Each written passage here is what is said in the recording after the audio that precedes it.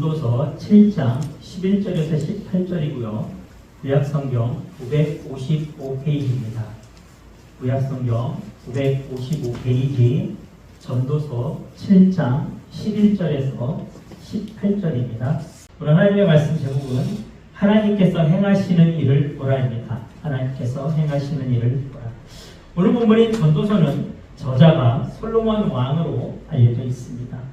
우리가 솔로몬 왕이라고 하면 대표적으로 떠오르는 것이 아마 솔로몬의 지혜와 또 물질일 것입니다. 솔로몬은 인류 역사상 가장 지혜로운 사람이었다고 하고 또한 가장 부자였던 사람으로 유명합니다. 그런데 그 솔로몬 왕이 오늘 본문에서 말합니다. 지혜는 유산과 같이 아름답고 햇빛을 보는 자에게 유익이 된다. 지혜는 유산과 같이 아름답다고 합니다. 유산은 재물을 이야기합니다. 그러면 지혜는 재물과 같이 아름답다.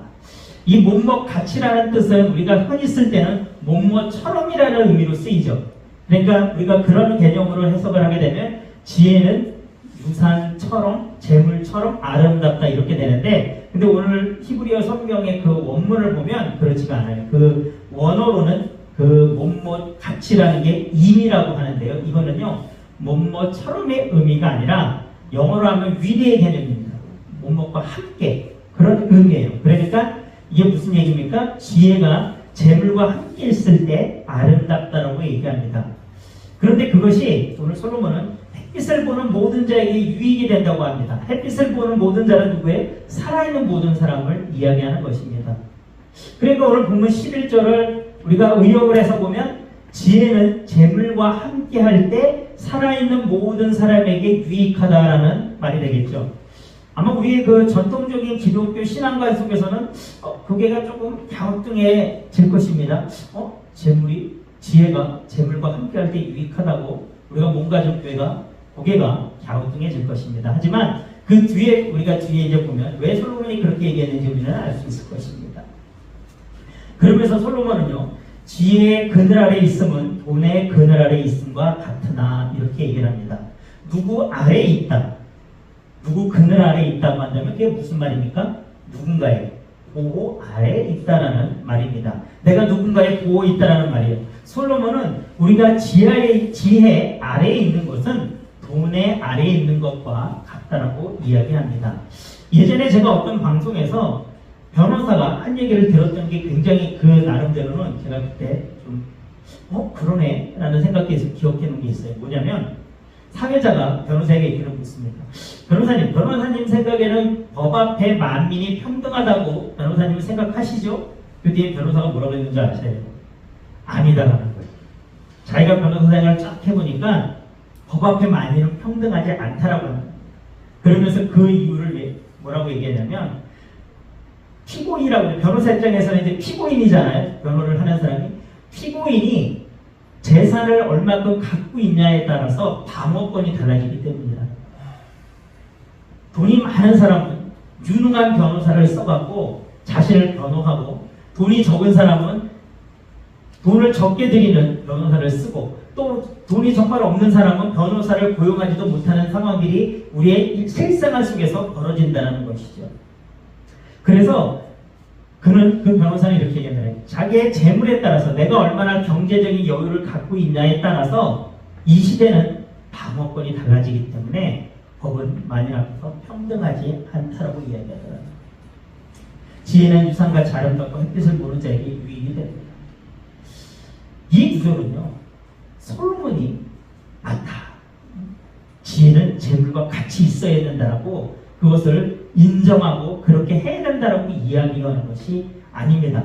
솔로몬은 우리가 처음에 서두한 대로 그는 이 세상을 가장 지혜로운 눈으로 살피며 살았던 사람이고 모든 것을 다 누려봤던 사람입니다. 부족한 게 없었던 사람입니다. 그가 인생을 그렇게 살아보니까 이 세상의 생리는 그렇다라는 거예요. 이 세상의 법칙은 지혜만 갖고서는 안 된다라는 거예요. 지혜가 온전해지려면, 그 지혜가 빛을 발하면 재물이 있어야만 그것이 빛을 발하더라.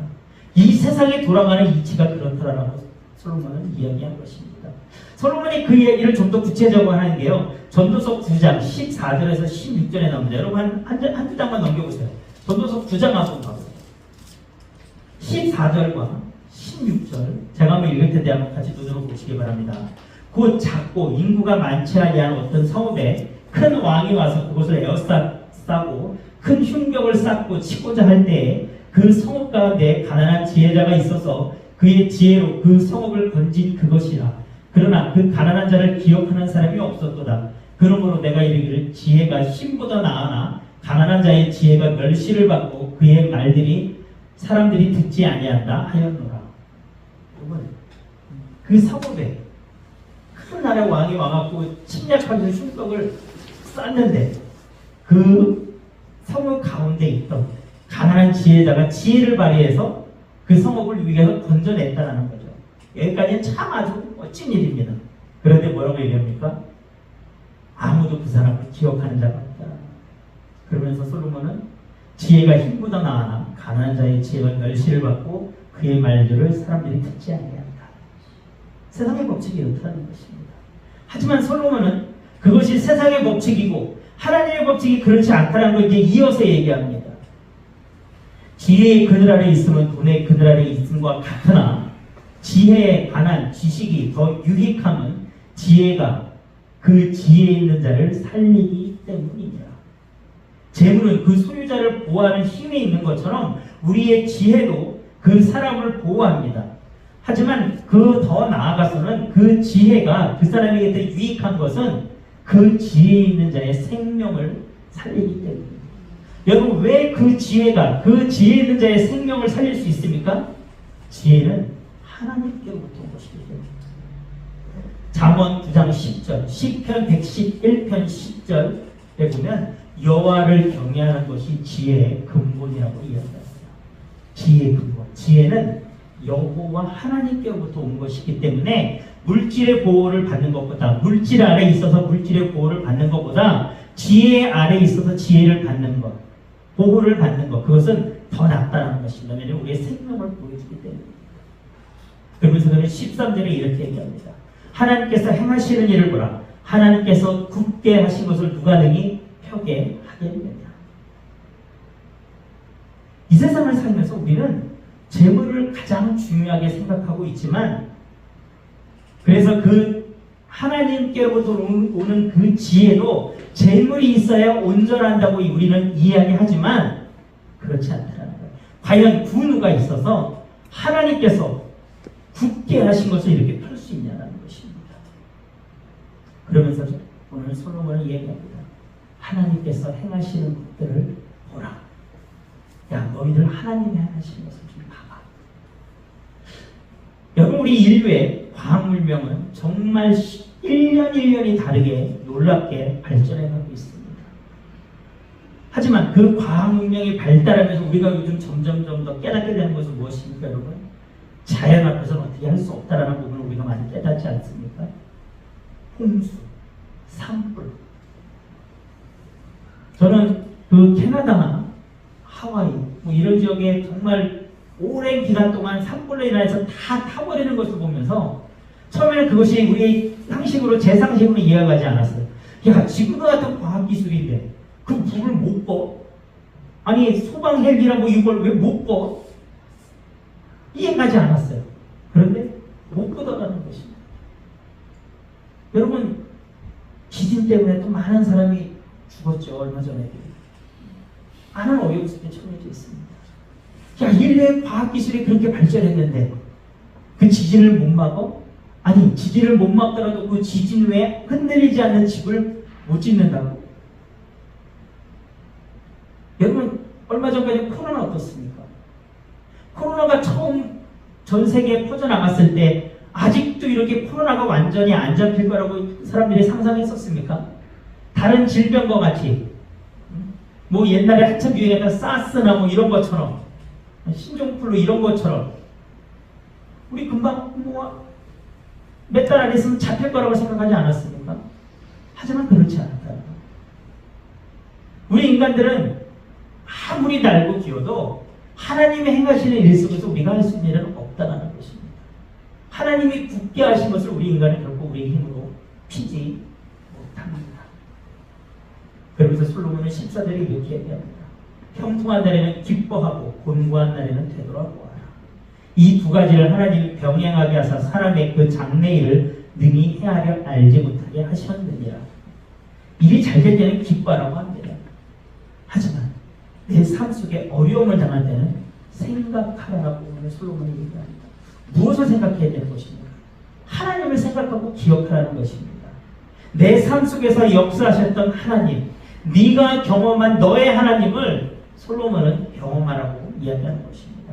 성경에 유명한 말이죠. 구약성경에 아브라함의 하나님, 이삭의 하나님, 야곱의 하나님이라고 이야기합니다. 여러분, 왜 그들은 아브라함의 하나님, 이삭의 하나님, 야곱의 하나님이라고 했을까요? 하나님은 한 분이시지만, 하나님은 변치 않으시는 분이시지만 각각 하나님을 만났다라는 것입니다. 아브라함은 자신의 하나님을 만났습니다. 자신이 직접 하나님을 경험한 것입니다. 지혜로서 저기 하나님이 계셔. 근데 그 하나님은 나는 지식으로만 알겠어. 나하고 상관없어. 이것이 아니라 아브라함은 자신의 하나님을 만났어요. 그 아들 이삭 또한 내 아버지의 하나님이 아니라 나의 하나님을 만난 것입니다. 내 삶 속에서, 내 일상 속에서 내가 경험한 하나님. 야곱 또한 그 하나님, 나의 인생을 주관하셨던 하나님, 나를 건져주셨던 그 하나님을 야곱은 만난 것입니다. 여러분, 우리는 환난 날에 기억해야 합니다. 무엇을 기억합니까? 여러분 각자의 하나님을 기억해야 합니다. 내가 만났던 하나님, 내 인생을 주관하시고 계신 하나님, 나와 함께 하셨던 하나님, 그 하나님을 여러분 기억하라는 것입니다. 왜 우리 인생 속에서는 기쁜 일도 있고 슬픈 일도 있습니까? 더군다나 우리는 한참도 모르는 게 너무나도 답답하다고 느낄 때가 많지 않습니까? 그런데 오늘 솔로몬이 이야기합니다. 하나님이 내일 일을 모르는 우리에게 좋은 일도 있는 날도 있고 어려움이 있는 날도 있게 하는 이유는 무엇입니까? 하나님을 기억하게 하기 위해서라는 것입니다. 하나님 하시는 일을 보라. 하나님이 너의 인생 가운데서 어떻게 역사하셨는지, 어떻게 지금도 너를 이끌어가고 계신지를 우리는 보라라고 이야기하는 것입니다. 솔로몬은 이렇게 얘기해요. 내가 이 세상을 살아보니까 하나님이 주셨던 그 뛰어난 지혜로 내가 이 세상을 살아보니까 그래도 내가 많은 재물을 누리고 살았는데도 이해 안 가는 부분들이 있었다는 거예요. 그게 오늘 15절과 16절입니다. 자기 의로움에도 불구하고 멸망하는 의인이 있고 자기의 악행에도 불구하고 장수하는 악인이 있습니다. 우리의 상식은 어떻습니까? 하나님을 잘 섬기고 하나님의 말씀대로 사는 사람은 그냥 무조건 고난이 없이 그냥 쫙 모든 일이 잘 돼야 되고 또 오래 살아야 되고 그런 것들을 우리는 생각합니다. 그리고 하나님을 섬기지 않는 사람은 다 잘 안 돼야 되는 거예요. 여러분, 우리 마음속에 그게 있지 않습니까? 그런데 솔로몬도 그렇게 얘기해요. 아니 근데 내가 세상을 살아보니까 하나님을 잘 섬겼는데 고난 속에 있는 사람도 있고 하나님을 잘 섬겼는데 저 사람 무슨 사고로 일찍 죽었네. 근데 그 하나는 반대로 우상 섬기고 하나님 안 섬기고 지 욕심만 막 챙기고 살았는데 아무 탈 없이 오래 산다라는 것입니다. 사실은 우리도 우리 일상 속에서 아마 그런 생각이 들 때가 있을 것입니다. 그런데 솔로몬은 이렇게 얘기합니다. 지나치게 의로운 사람이 되지 말고 지나치게 지혜로운 사람도 되지 말아라. 지나치게 악인이 되거나 지나치게 어리석은 사람도 되지 말아라. 여러분, 이 부분을 잘못 우리가 해석을 하면 어떻게 되냐면 마치 우리 그 유교에서 얘기하는 중용의 동 있죠. 한쪽으로 치우치지 않고 중도를 걸어가는 걸 여러분 이렇게 생각할 수 있습니다. 근데 여러분 이 얘기가 아닙니다. 이 본문의 의미는 솔로몬이 그러니까 너희를 그렇게 살아라 이 얘기가 아니라 우리 인생 속에서는 아무리 노력을 해도 결국은 우리는 죄를 지을 수밖에 없는 불완전한 존재라는 것을 솔로몬은 지금 이렇게 표현한 것입니다. 내가 아무리 착하게 산다고 하더라도 나는 내 스스로는 의로워질 수 없는 존재라는 것입니다. 우리는 여러분 죄인입니다. 내 스스로는 절대 의인이 될 수 없습니다. 그리고 너 악을 행하며 살고 있지? 그게 끝이 아니라 심판은 있다라고 얘기하는 것입니다. 그 끝은 분명히 있다라고 이야기하고 있는 것입니다. 그러니까 너가 지금이 전부라고 생각하지 말라는 것입니다. 그러면서 마지막으로 18절에 이렇게 얘기합니다. 너는 이것도 잡으며 저것에서도 내 손을 놓지 아니하는 것이 좋으니 하나님을 경외하는 자는 이 모든 일에서 벗어날 것입니다. 하나님을 경외하는 자, 하나님을 날마다 기억하는 자, 날마다 하나님의 행하시는 일을 바라보는 자에게서는 이 모든 것에서 벗어난다는 것입니다. 여러분, 이 모든 것에서 벗어난다는 게 무엇입니까? 근본적으로는 우리 죄의 사슬에서 우리는 자유함을 얻는다는 것입니다. 여러분, 요한복음 8장 32절에 뭐라고 나옵니까? 진리를 알지니 진리가 너희를 자유롭게 하리라. 여러분, 성경에서 진리는 누굽니까? 예수 그리스도를 가리킵니다. 예수님입니다. 예수님 안에 있는 우리는 결코 정죄함이 없다는 것입니다. 예수님을 믿는 우리, 예수님이 나를 위해서 십자가에서 죽으시고 부활하신 것을 믿는 우리에게는 이 세상의 사망의 법이 우리를 좌지우지할 수 없다는 것입니다. 나는 죄인이 아니다라는 것입니다. 여러분, 죄인이 아니기 때문에 우리는 그 사망의 법에 적용을 받지 않습니다. 자유로워지고 있습니다. 또한 하나님 안에서 하나님이 누리는 것을, 하나님이 주시는 것을 누리며 살기 때문에 여러분, 우리는 자유롭게 살 수 있다는 것입니다.